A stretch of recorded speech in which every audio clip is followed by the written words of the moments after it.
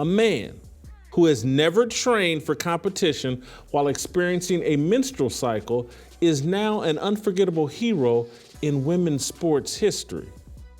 Really?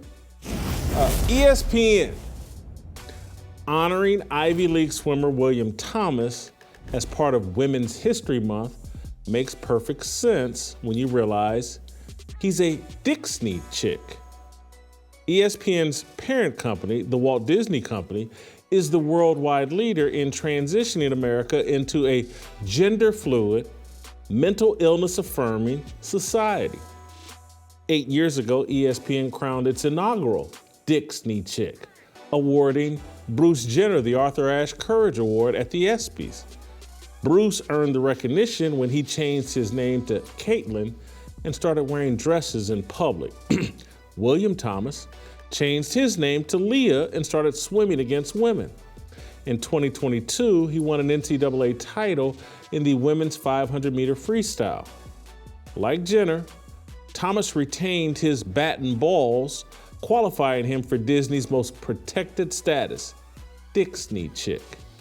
On Sunday, ESPN lauded Lia Thomas as a great moment in women's history, airing a package celebrating his dominance of Ivy League women's swimming. Take a look for yourself. In 2022, swimmer Lia Thomas became the first transgender athlete to win an NCAA Division I championship by winning the 500 freestyle. The Texas native competed for 3 seasons on the men's swim team at the University of Pennsylvania. She began her transition after her sophomore season and after a gap year due to the pandemic that forced the Ivy League to cancel all sports. Thomas made her debut as a member of the women's team in December 2021. Being trans is not a choice. I didn't have any other choice because not transitioning was not leading me anywhere.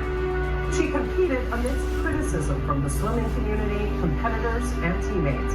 She said she hopes her persistence serves a larger purpose. People will say, oh, she just transitioned, so she would have an advantage, so she could win. I transitioned to be happy. He transitioned to be happy. Are women, real women, biological women, are they happy about this? At Disney, the debate is settled. You can be a chick with a dick, and there's nothing remotely unfair about biological men competing against biological women in sports. That's settled. This would actually be a great discussion for one of ESPN's many talk shows.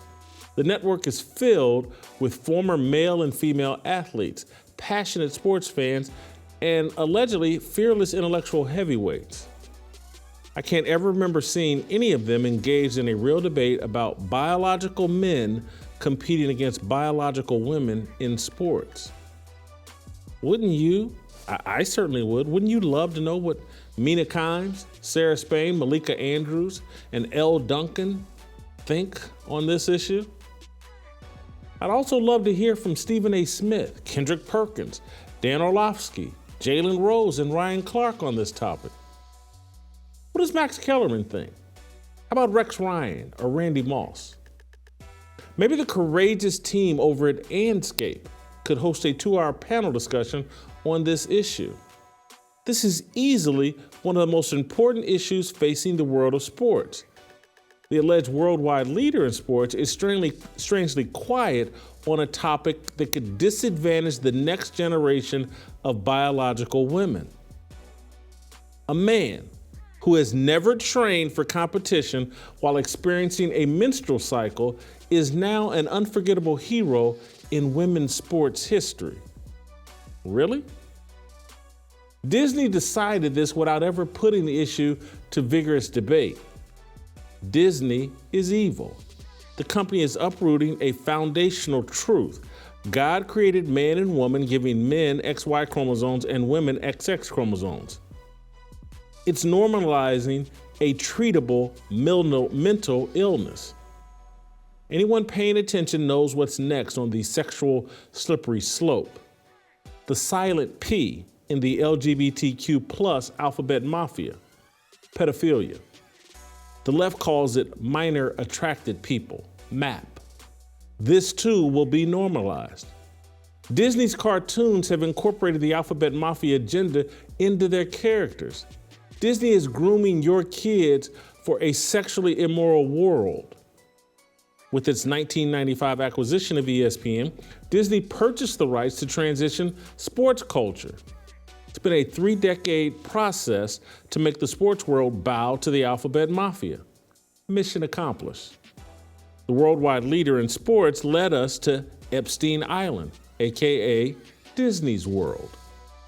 This weekend, as I watched the NCAA tournament, I kept seeing an eHarmony commercial with 2 young boys riding a bicycle with a tagline of "Get who gets you."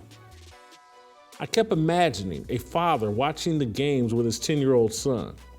You're watching basketball.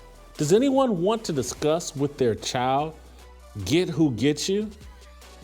Your child's same-sex best friend is probably who gets him at that age. The commercial isn't about business and selling eHarmony memberships. It's about grooming. Let's be generous and say 10% of American adults are gay or bisexual. What percentage of that 10% are sports fans? Is eHarmony trying to reach a mass audience, or is it trying to send a mass message? It's obvious.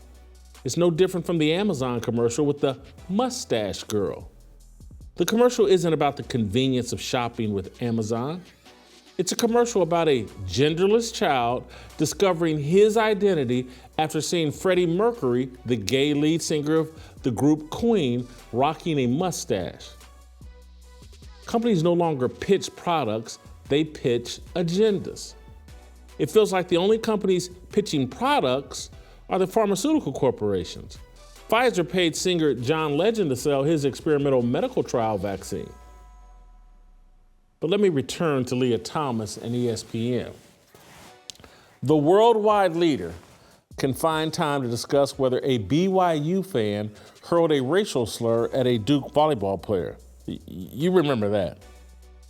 South Carolina's women's basketball coach Don Staley canceled a game with BYU over the false allegation. Stephen A. Smith ripped BYU for something that didn't happen. Jay Billis gave the false allegation credibility by issuing a statement. Last week, Sarah Spain snapped on and ESPN publicly condemned a low-level Boston radio host who referred to Mina Kimes as a nip. All of this is a cover. The race-baiting ESPN promotes Beard's, Disney's Chicks with Dicks, and Silent P agenda. Disney incentivizes and manipulates its employees to groom kids for sexual perversion. No one at ESPN will complain about Lia Thomas because they know their future at the network depends on obedience to the alphabet mafia.